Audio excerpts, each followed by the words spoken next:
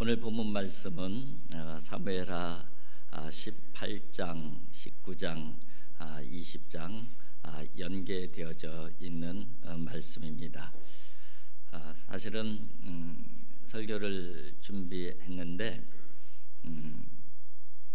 이렇게 18장, 19장, 20장 연계되어 있다 보니까 설교가 너무 길어서 사실은 오늘은 절반만 말씀을 드리고 다음 주에 또 절반을 말씀을 드릴 예정입니다. 그렇게 이해하시고 오늘 말씀을 들으시면 좋을 것 같습니다.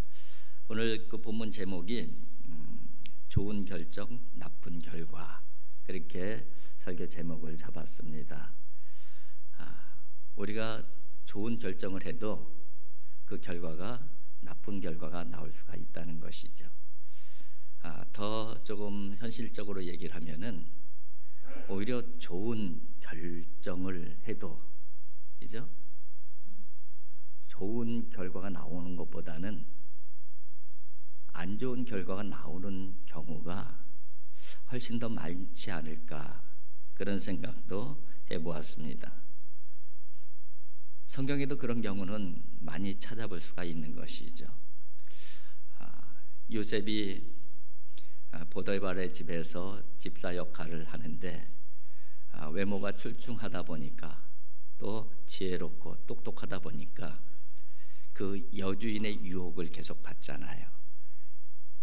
그런데 같은 한 방에 같이 있는 상황에 봉착했을 때에 그 여주인이 유혹했고 유혹을 요셉은 뿌리치고 나왔죠. 좋은 결정이죠. 옳은 결정이었어요. 근데 그로 말미암아 요셉은 2년이라는 긴 시간 동안에 감옥에서 썩게 되는 것이죠. 세례 요한이 당시에 분봉 왕이었던 헤롯 안티파스에 대해서 계속 공격을 했어요. 비난을 한 것이죠. 비난을 한 이유는 헤로디아와 해서는 안 되는 결혼을 했기 때문이에요. 원래 헤로디아는 그의 동생 헤롯 빌립의 아내입니다. 근데 눈이 맞아갖고선 자기 동생에게 강제로 빼앗은 거예요. 그러니까 윤리적으로 도덕적으로 그건 있어서는 안 되는 일이 발생한 것이죠. 그 일에 대해서 세례 요한이 계속해서 비난을 했어요. 그러니까 앙심을 품게 되는 것이죠. 세례 요한이 잘못한 것을 잘못했다고 지적한 것은 좋은 결정이죠. 옳은 선택이었어요. 그러나 그 좋은 결정, 옳은 선택 때문에 그는 목이 잘려 죽게 되는 것이죠. 우리의 삶의 자리 가운데서도 이런 일들이 쉽게 찾아질 수 있습니다. 정말 나는 좋은 의도로 옳은 선택을 했는데 결과는 좋지 않게 다가오는 것이죠. 그럴 때 참 당황스럽고 황당하고 섭섭하기도 하고 화가 나기도 하고, 그런 모습이 또 우리들의 모습이 아닌가, 그런 생각을 해봅니다. 사실 좋은 결정을 했을 때에 좋은 결과가 나온다고 하면은 누가 좋은 선택을 못 하겠어요. 옳은 선택을 하면은 좋은 결과가 나온다고 하면은 누가 옳은 선택을 안 하겠습니까? 우리가 옳은 선택을 하는 것이 힘들고 좋은 결정을 하는 것이 어려운 이유는 그 결과가 꼭 좋은 것으로 다가오지 않기 때문에 그래요. 오히려 그것이 더 큰 어려움, 더 큰 고통, 더 큰 손해로 다가오기 때문에 우리는 좋은 선택인 줄 알면서도 좋은 선택을 하지 못할 때가 있고, 옳은 선택인 줄 알면서도 옳은 선택을 하지 못할 때가 있는 것이죠. 오늘 본문의 주인공은 다윗입니다. 다윗 왕이에요. 다윗을 우리는 신앙적인 관점에서 주로 보게 되는데 다윗을 정치적인 관점으로 평가하는 사람들도 있습니다. 다윗을 정치적인 관점에서 평가하는 사람들의 이야기는 다윗은 탁월한 정치적 감각이 있는 사람이다, 그렇게 평가를 해요. 여러 가지 이야기를 하는데 그 중에서 대표적인 이야기 중에 하나가 뭐냐면은 그는 눈물 정치를 할 줄 안다, 그런 표현을 합니다.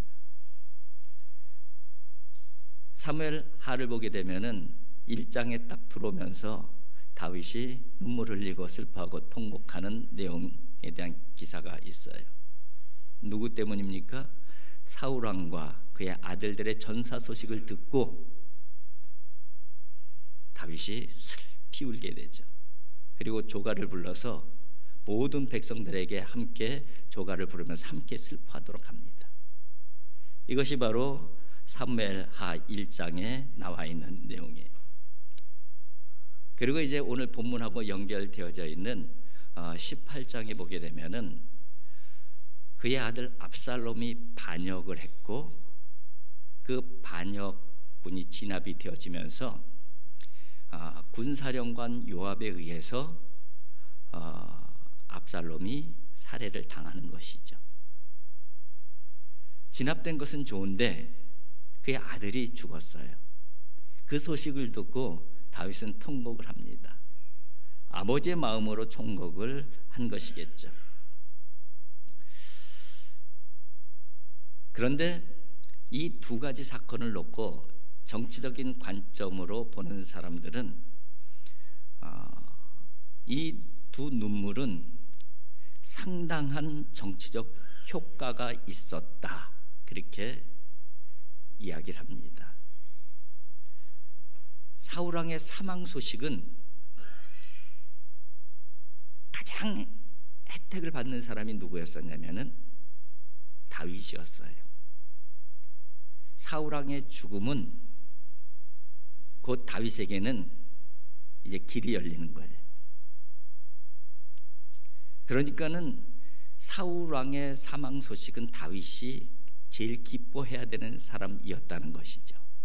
보통 사람들의 생각으로는. 그런데 다윗이 의외의 반응을 한 거예요. 너무 슬퍼한 거예요. 본인 혼자 슬퍼한 것이 아니라 조각까지 지어갖고선 온 백성들이 함께 슬퍼하도록 했어요.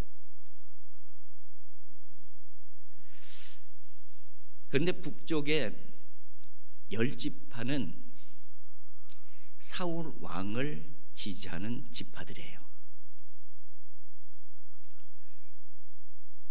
사울 왕을 지지하는 10지파의 입장에서 보게 되면은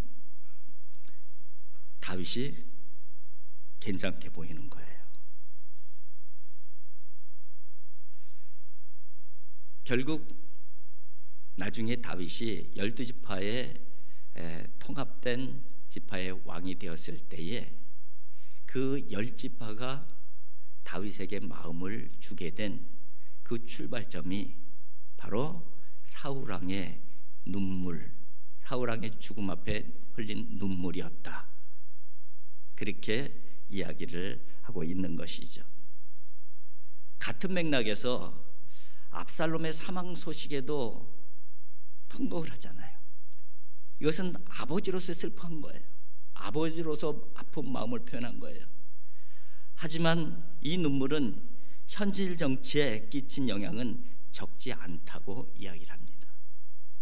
왜냐하면은 반역자 압살롬을 지지한 지파들이 바로 북쪽의 10지파들이었기 때문에 그래요. 북쪽의 10지파를 등에 업고 압살롬이 반역을 일으킨 거예요. 그렇다고 하면은 그 반역 반란이 실패했으니까 10지파들은 두려움 가운데 빠질 수밖에 없는 것이죠. 다윗이 무자비한 보복 정치를 할 거야. 이런 마음이 생길 수가 있는 상황이었다는 것이죠. 그런데 다윗이 반역을 일으켰지만은 그 아들 영에서 통곡한 그 부분이 열 지파들이 볼 때는, 반역에 동참하거나 지지했던 열 지파들이 볼 때는 그런 메시지로 들렸을 것이라는 거예요. 그래도 무자비한 보복 정치는 하지 않겠구나, 이런 메시지로 전달되었을 것이라는 것이죠. 그런 의미에서 다윗의 이 울음은 본인이 의도했던 의도하지 아니했건 정치적으로는 상당한 효과가 있는 그런 행동이었다, 그렇게 이야기를 하고 있는 것입니다. 이제 오늘 본문을 보게 되면은요, 그렇게 압살롬을 사망 소식을 듣고 울었어요. 하지만 어쨌든 반란군을 진압했고 이제 다시 예루살렘 궁전으로 환궁을 해야 되는데, 환궁을 하기 전에 하나의 조치를 취한 행위가 있습니다. 그 행위가 어떤 행위냐면은 반란군을 진압한 진압군 사령관 요압, 다윗의 최측근이면서 오른팔이죠. 진압군을 진압했음에도 불구하고 그 요압을 군사령관에서 경질을 시켜요. 그리고 그 자리에 다른 사람을 임명하는데 아마사라고 하는 장수를 임명을 하는데, 이 아마사가 누구냐면은 지금 얼마 전에 반란을 일으킨 압살롬의 군사령관이에요. 진압군의 사령관은 경질을 시키고 반란군의 사령관을 그 자리에 올려놓은 거예요. 이것은 파격적인 그런 정치 행보라고 할 수가 있는 것이죠. 그럼 왜 다윗이 그렇게 했겠는가 하는 부분에 대한 퀘션 마크가 생기는 것이죠. 두 가지로 설명을 합니다. 첫 번째는 요압 장군을 견제하는 그 조치라는 거예요. 요압 장군이 군권을 장악하고 있었습니다. 그래서 다윗이 압살롬이 죽었을 때의 슬피 울므로 말미암아 진압을 한 진압군들이 승리했음에도 불구하고 승리를 패배자처럼 그렇게 사기가 떨어졌어요. 그래서 요압이 그 문제를 가지고 다윗에게 나가서 따지는 부분이 지난주 그 본문이잖아요. 근데 따지는 그 부분이 그냥 그 이야기를 하는 것이 아니라 왕을 위협하면서 따지게 됩니다.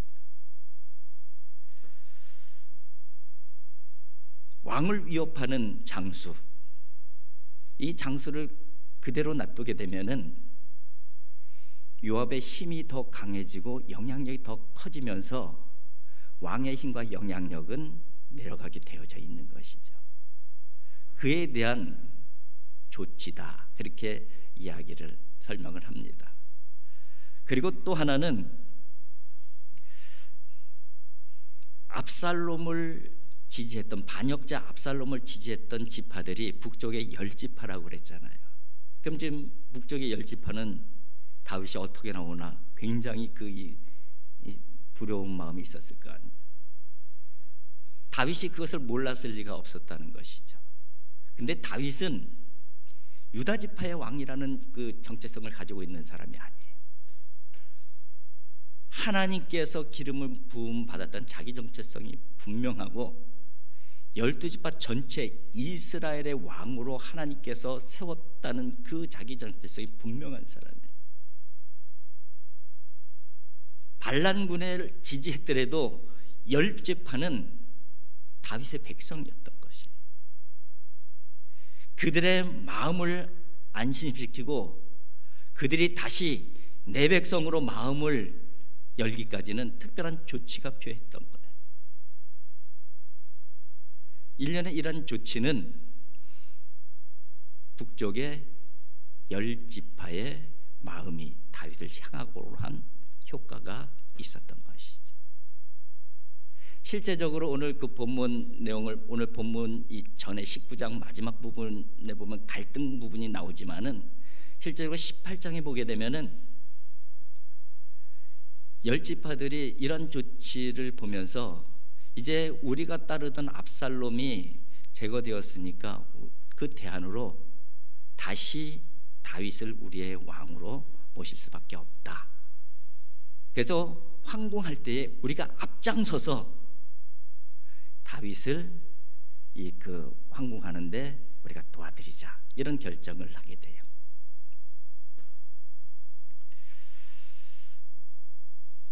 결과적으로 보게 되면은 이 조치는 지혜로운 조치였던 것이죠. 그리고 자기 자신을 위한 조치가 아니고, 자기 측근을 위한 조치가 아니고 나라를 위한 조치였었고 백성들을 위한 조치였어요. 좋은 결정이었다는 것이죠. 그럼 이렇게 좋은 결정을 했으면은 그 결과도 좋게 나와야 되잖아요. 근데 오늘 본문 말씀은 그 결과가 어떻게 나타나고 있는지를 보여주는 본문이에요. 오늘 본문을 보게 되면은 세바라고 하는 북쪽 지파의 반골에 해당되는 세바라는 사람이 반역을 일으켜요. 또다시 예상치 못했던 결과가 나타난 것이죠. 우리가 다윗에게 뭐 얻을 것이, 무슨 목이 있느냐? 이세 아들에게 우리가 무슨 유업을 얻을 수 있겠느냐? 우리는 우리끼리 멈춰야 된다. 선동을 하니까 북쪽의 10지파가 다 선동이 되어져요. 그런 내용이 오늘 본문 말씀 이 앞부분에 기록되어져 있는 내용입니다. 세바의 반란. 반란이 일어나니까 이제 그 진압을 해야 될 거 아니에요, 또. 근데 이 진압군 지금 사령관은 누구예요? 요압을 경질하고 그 반역군, 전에 반역군 사령관을 세웠잖아요. 그에게 이제 이 아마사에게 명령을 하지만은 아마사는 능력이 부족했어요. 왜냐하면 북쪽의 사람이었었기 때문에 바로 이 남유다의 사람들을 모으기에 한계가 있었던 것이죠. 어쨌든 그것이 지체가 되어지니까 요압의 동생 장수를 진압하라고 보내고, 거기에 요압이 기다리고 딱 합류하면서 아비사가 다가오니까 암살을 한 거예요. 보복을 한 것이죠. 이 부분은 다윗에게 노골적으로 도전을 하는 것이죠. 다윗이 세운 군사령관을 대로해서 찔러 죽인 거예요.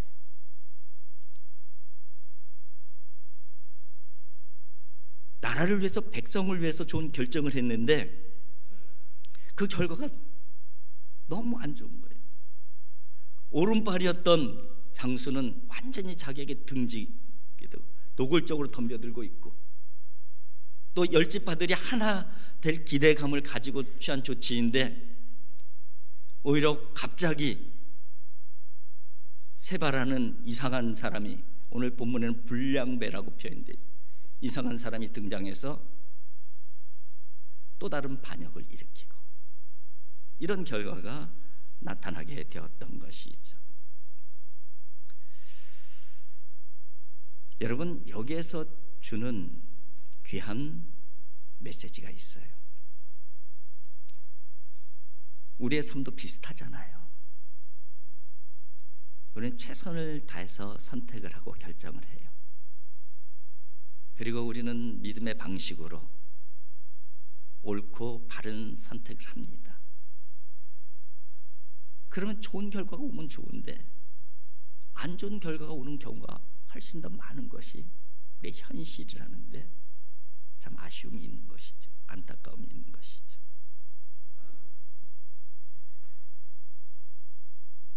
여러분, 그런 상황이 되면 우리는 어떻게 해야 되나? 이 질문을 던져야 되잖아요. 이런 상황은 우리의 삶의 자리 가운데 얼마든지 나타날 수 있는 상황이잖아요. 그러면 그런 상황 가운데 우리는 믿음의 사람으로 어떻게 반응하는 것이 하나님의 사람으로 옳게 반응하는 것인가 하는 부분에 대한 질문을 던질 수가 있는 것이에요. 여러분, 그래서 우리가 이런 얘기도 하는 거예요. 결과만 좋다고 다 좋은 게 아니다. 동기가 중요하고 과정이 중요하다 하는 얘기를 그래서 하는 거예요. 결과는 좋게 올 수도 있고 나쁘게 올 수도 있어요. 근데 이 결과가 중요한 것이 아니고 내가 어떤 동기로 그 결정을 했느냐, 어떤 마음으로 그 과정을 만들어 갔느냐. 우리 믿음의 사람들에게는 그것이 더 중요한 거예요. 그것이.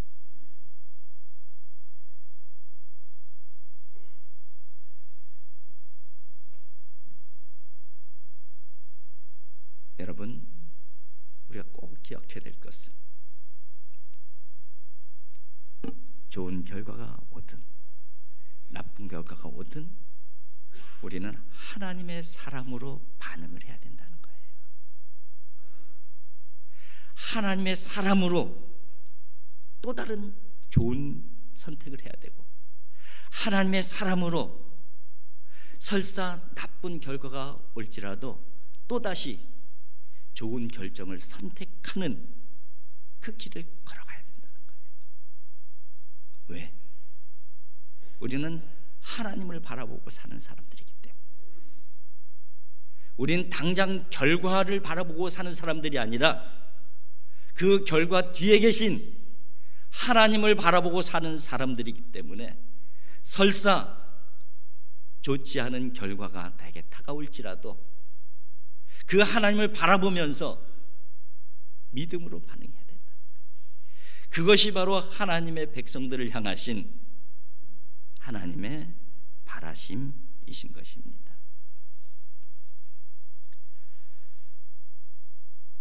지난 주간에 우리 서울로에 있었습니다. 목요일 날 오후에는 안수식이 있었어요. 그러니까 과정을 다 마친 이제 목사 후보생들이 이제 안수를 목사가 되는 그 예식이죠. 저도 안수위원으로 참여를 했습니다. 그런데 영락교회 원로 목사님이신 이철신 목사님께서 오셔서 권면의 말씀을 해주셨어요. 그러니까 처음 이제 목사로서 첫 출발을 하는 목사 새내기들에게 이제 40년 목회를 하시고 은퇴하신 목사님이 어떤 말씀을 주실까 기대를 하면서 저도 들었어요. 근데 저는 그 말씀이 저한테 주는 말씀으로 들렸어요. 가슴에 깊이 들어오더라고요. 이런 말씀을 하시더라고요. 목사는 능력 있는 설교자가 돼야 된다. 설교 열심히 준비해야 된다.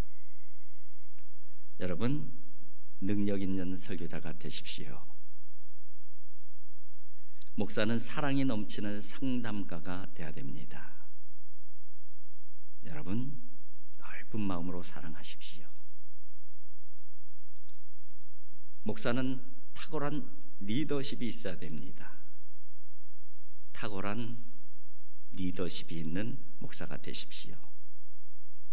그렇게 서론으로 말씀을 하셨어요. 그리고서 이어지는 말씀이 저는 목사가 되고 40년 동안 목회를 했습니다. 그런데 목회 후반기에나 가서 깨달은 것 하나가 있습니다. 그것은 능력 있는 설교자도 중요하고 사랑이 넘치는 상담가도 중요하고 탁월한 리더십이 있는 리더도 중요하지만은 더 중요한 것은 내가 예수의 제자로 서 있느냐, 그것이 더 중요하다는 것을 목회 후반기에 가서나 30년 이상 목회를 한 후에야 그것을 깨닫게 되었대요.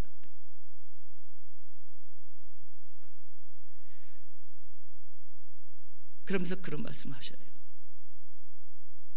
훌륭한 설교자가 되고 사랑이 넘치는 상담가 되고 탁월한 리더가 돼야 되지만,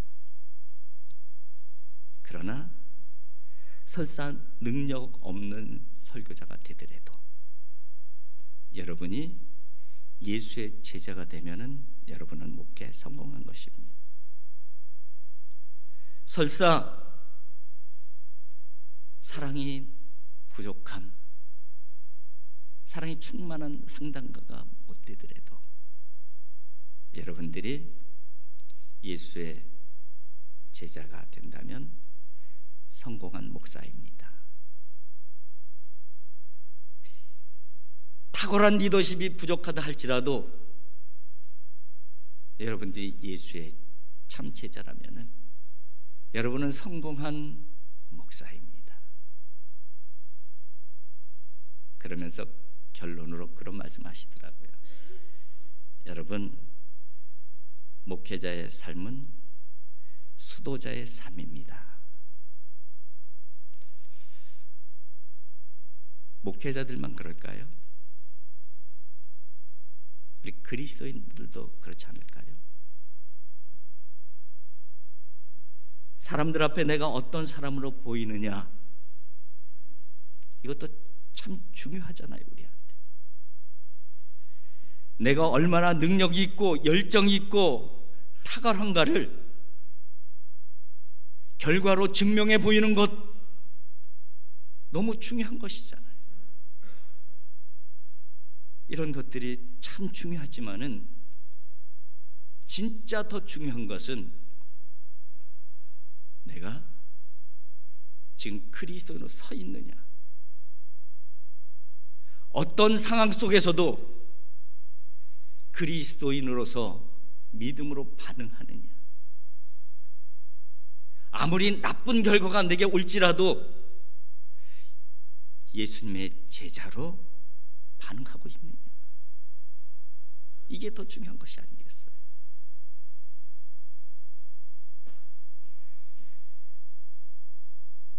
여러분, 이거 한 가지만은 꼭 기억했으면 좋겠습니다. 하나님은 우리를 향하고 계셔요. 우리를 향하신 선하신 뜻과 계획을 가지고 계셔요. 이 사실을 놓치면 안 돼요. 좋은 상황이 나에게 다가오던 나쁜 결과가 나에게 다가오던 상관없이 하나님은 나를 향해서 가지고 계신 선한 뜻과 계획이 계시다는 거예요. 그리고 지금 당장은 나쁜 결과가 오더라도 하나님께서는 그것을 합력하여 선을 이루어 주시면서 우리를 향하신 하나님의 선하신 뜻을 이루어가고 마시는 분이라는 거예요. 우리가 그 믿음이 있어야만이 아무리 나쁜 결과가 우리들에게 올지라도, 나는 좋은 결정을 했는데 나쁜 결과가 올지라도 하나님의 사람으로 반응할 수가 있는 거예요. 예수 그리스도의 종으로서 반응할 수가 있는 거 아니겠습니까? 여러분, 저와 여러분들이 이 시대에 참된 그리스도의 사람으로, 참된 하나님의 사람으로 그렇게 반응하면서 살아갈 때에 하나님께서 우리를 통해서 하나님의 놀라운 역사를 만들어 가실 줄 믿습니다. 하나님의 역사의 주인공들이 반드시 되어질 수 있는 하나님의 삶의 사람들 되어질 수 있기를 주님의 이름으로 축복을 드립니다.